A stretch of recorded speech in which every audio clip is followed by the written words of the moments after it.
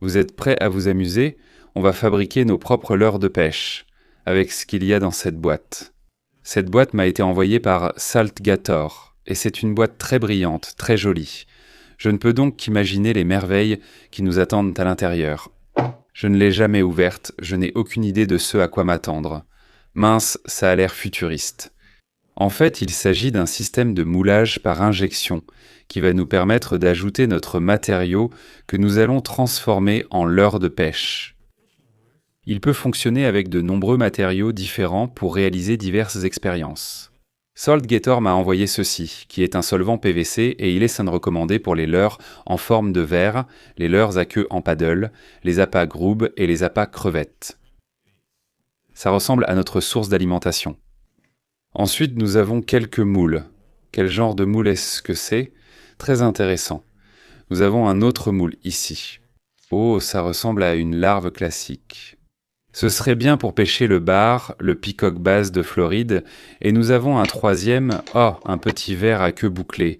Donc ces deux-là sont clairement plus des leurres pour la pêche au bar.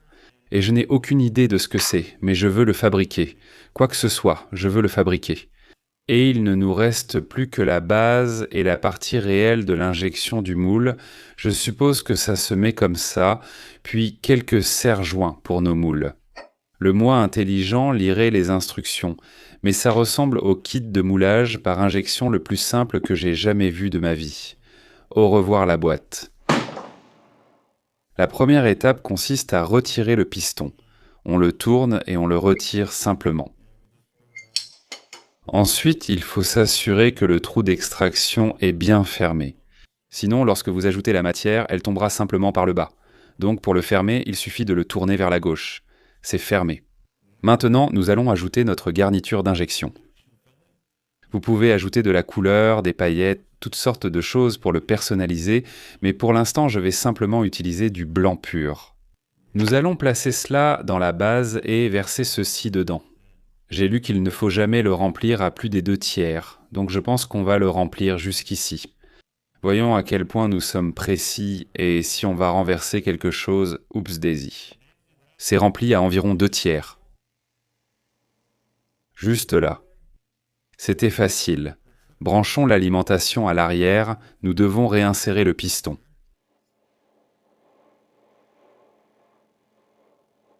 Elle est installée et prête à fonctionner, branchée. Maintenant, il y a un petit bouton d'alimentation, donc notre température cible. Réglons notre température cible à 175. Ensuite, on appuie sur ce bouton de démarrage. Oh, et ça fait du bruit et on peut voir que la température est en train de monter. La raison pour laquelle on a réglé ça à 175, c'est parce que ce solvant PVC indique que le point de fusion est entre 160 et 180. Donc je me suis dit que 175, c'est bien. Pendant que ça chauffe, préparons nos moules, donc on va vouloir s'assurer qu'ils sont bien serrés. J'ai ces grosses pinces qui devraient très bien faire l'affaire, et je ne suis pas sûr à 100% de ce que c'est. Est-ce que ça pourrait être une jupe de calamar? Ce serait incroyable. Nous avons 3 moules différents installés et prêts à l'emploi. Dès que la solution est chauffée, nous retirerons l'extrudeuse de la base et ensuite nous pourrons la presser dans chaque moule. Est-ce que cela va réussir du premier coup? Restez avec nous pour le découvrir. Si quelqu'un qui regarde ceci possède une imprimante 3D et peut fabriquer des moules personnalisés, envoyez-moi, s'il vous plaît. Je vais l'imprimer sur cette machine, je vais fabriquer l'appât et je vais pêcher avec. Mon adresse postale est dans la description de la vidéo si vous voulez m'envoyer un moule. Ce pack complet est actuellement sur Kickstarter, et si vous voulez en commander un pendant encore quelques jours, il est disponible pour 249 $. C'est l'offre spéciale Kickstarter, sinon je crois que le prix passe à 399 dans quelques jours. On dirait qu'on a atteint la bonne température, dès qu'il Tanara, on peut voir que le liquide est maintenant clair, on devrait pouvoir le verser. Si quelque chose doit mal tourner, je pense que c'est à ce moment-là que ça va arriver. Et si tu as déjà fait fondre du plastique, tu sais que c'est la pire odeur au monde. C'est d'ailleurs la raison pour laquelle je n'ai jamais essayé de fabriquer des leurres. Parce que j'ai essayé une fois et j'ai failli vomir. C'est la pire expérience qui soit. Mais là, il n'y a absolument aucune odeur. Pour ouvrir l'extrudeuse, il suffit de la tourner vers la droite. Oh, il y a un peu de matière qui sort, il suffit d'appuyer un peu, ça sort bien. Maintenant, remplissons notre moule, on l'insère simplement et on appuie bien fort. Combien ce truc peut-il contenir? Ai-je vraiment tout mis dedans? J'ai mis tout ça dans un seul moule, et voilà pourquoi il faut lire les instructions. J'ai fait une erreur, j'ai donc tout tassé dedans, et je me suis demandé pourquoi ça ne se remplissait pas. Avant d'appuyer sur ce petit truc rond, il faut le tourner comme ça et le verrouiller. Maintenant, ça empêche l'air de s'échapper. Donc ce qui s'est passé, c'est que j'ai appuyé sur le piston, et tout ce qui s'est passé, c'est que le matériau est passé autour du piston jusqu'en haut. Mais maintenant que je l'ai tourné pour le fermer, ça crée un joint hermétique. Donc maintenant, quand j'appuie dessus, tout sort par le bas, donc c'est ma faute, je l'ai juste réchauffé. Essayons à nouveau dans un autre moule, ça coule, c'est parti. Oups, ça faisait beaucoup. Je crois que j'en ai mis trop dans ce moule. Ah, j'ai vraiment trop appuyé, on voit qu'il y a eu un peu de débordement. Et je pense que c'est parce que j'utilisais des pinces et pas ces serre-joints que j'étais censé utiliser. Comment est-ce que je peux tout faire de travers? Mais quand j'ai pressé ce matériau dedans, ces pinces n'étaient pas assez serrées et le matériau est juste ressorti d'un coup. Les côtés pourraient quand même bien s'en sortir, cela dit. Remplissons ce petit gars parce que je refuse de ne pas avoir l'appât de pêche parfait. D'accord, pendant que notre prochaine fournée chauffe, voyons quel genre de monstre nous avons créé ici. Clairement, j'en ai versé beaucoup trop, ça a débordé partout. On va juste appeler cette première fournée un essai-erreur et ouvrons notre moule. Et waouh, waouh, waouh. En fait, ce n'est pas si mal que ça, hein? Attends. Évidemment, il y a trop de matière, mais je pense qu'on peut tout sauver, non? Je dirais que pour un tout premier moule, ce n'est pas terrible. Je pense qu'on aura beaucoup plus de succès à la deuxième tentative ici. Je suis curieux de voir ce qui s'est passé dans ce moule parce que je ne pense pas avoir mis assez de plastique ici. Voyons voir. Oh, eh bien, je suppose qu'un peu de plastique a bien été versé là-dedans. C'est un montage calamar. Il a même les tentacules. Quoi? Oh, il faut qu'on essaye ça. De l'heure potentiellement fonctionnelle déjà? Cette fois, je vais être un peu plus rapide sur mes pieds. Cette fois, j'ai fermé la partie supérieure, donc il ne devrait pas y avoir de fuite d'air. Prêt? Partez. Attendez, les poules, souhaitez-moi chance. Oh, elles se sont enfuies, mes poules. Je n'ai pas besoin de la chance de mes poules. J'ai juste besoin de ces mains rapides. Enlève-le. Oh, ça a déjà commencé à gicler. Bouge, remplissons-le. D'accord, le premier est plein. Le suivant, je pense qu'il est plein. Et puis le dernier. J'ai cette pince ici. Maintenant, je suis un démon de la vitesse et je n'ai encore causé aucun dégât. Je pense que c'est comme ça que ça doit être. Remplis jusqu'en haut, remplis jusqu'en haut. On sait qu'elles sont pleines, on va leur donner 3 à 5 minutes pour refroidir et on les ouvrira. Je n'étais pas sûr de quel hameçon utiliser avec mon nouveau leurre. Celui-ci est un peu trop petit, celui-là a l'air trop grand, celui-ci n'est pas vraiment un hameçon pour leurre. Ou peut-être juste un hameçon droit en J. Quelque chose comme ça, peut-être quelque chose comme ça.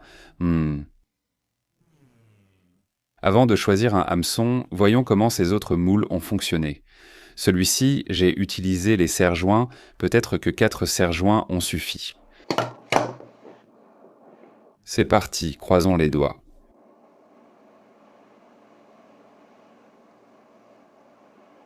D'accord, pince l'extrémité. On a un petit verre grumeleux. J'ai hâte d'ajouter un peu de couleur et des paillettes. On peut aussi expérimenter avec différents matériaux et on peut essayer différents moules. J'ai entendu dire que les moules en métal sont les meilleurs, mais ces moules imprimés en 3D semblent très bien fonctionner. Voyons voir comment ce calmar a tourné. Oh, ce calmar est bien mieux réussi que le premier. Pincez-le en haut. Ce calmar a en fait le haut intact. Vous pouvez voir que celui-ci a beaucoup plus de détails que le premier. On l'a fait ici au deuxième essai et je suis déjà 2 fois meilleur que la première fois. Et notre petit verre frétillant, tout va bien. Ça a l'air bien mieux que la première fois. À partir de maintenant, tout ira mieux. Les gars, nettoyez tout ça sur la queue. Oh wow, c'est brûlant. Je crois que j'ai décidé d'utiliser cet hameçon un peu plus grand. Honnêtement, il est beaucoup trop gros, mais je pense qu'on aura les meilleurs résultats avec, alors allons-y. Ouais, j'ai peut-être fait une erreur, voyons voir. Je pourrais quand même réussir à le faire marcher. Comme je l'ai dit, cet hameçon est trop grand, mais il tient parfaitement dedans. Ça pourrait vraiment bien marcher. Pour l'autre, je vais juste utiliser un hameçon en forme de J classique. Comme ça, on aura deux options différentes pendant qu'on sera là-bas à pêcher. Ouais. Deux appâts faits maison. Essayons maintenant d'attraper un poisson avec. Si vous aimez cet épisode, appuyez sur le bouton j'aime, parce que si on atteint 1000 j'aime, je fabriquerai toutes sortes de leurres fous. Nous les emmènerons au large pour pêcher du mahi-mahi et du thon. On pourra aussi inventer des activités créatives. Partagez vos idées en commentaire, restons connectés. J'ai une ligne monofilament de 10 livres reliée directement à un hameçon en J, sans plomb, sur notre tout nouveau matériel. Comment tu appelles ces trucs? De petits vers? Quelque chose avec des queues frisées.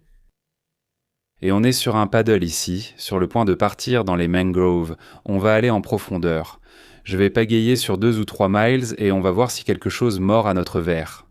Avant de commencer ce voyage, assurons-nous que notre leurre nage correctement.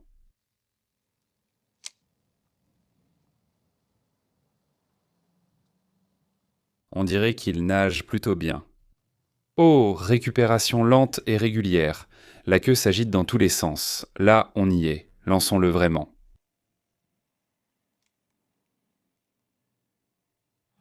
Oh, oh, ce poisson a essayé de le manger. Je l'ai délibérément retiré de ce poisson parce que c'est un barracuda à dents acérées et je ne voulais pas qu'il coupe mon leurre. Oh, oh, accident de voiture, accident de voiture. Il y a une tortue de mer.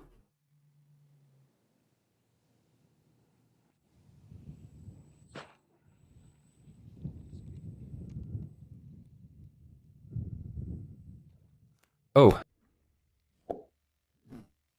quelque chose vient de la frôler. Mon Dieu, c'était un bon coup. Oh, ça l'a juste raté de peu. Eh bien, l'appât fonctionne, ça c'est sûr.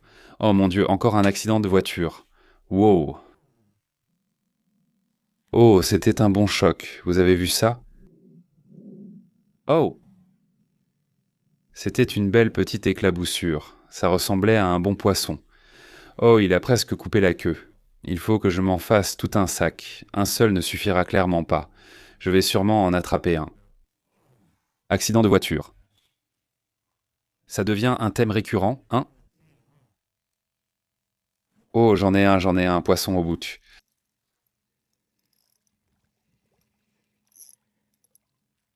Regarde les dents de ce poisson. Tu ne veux pas mettre tes doigts là?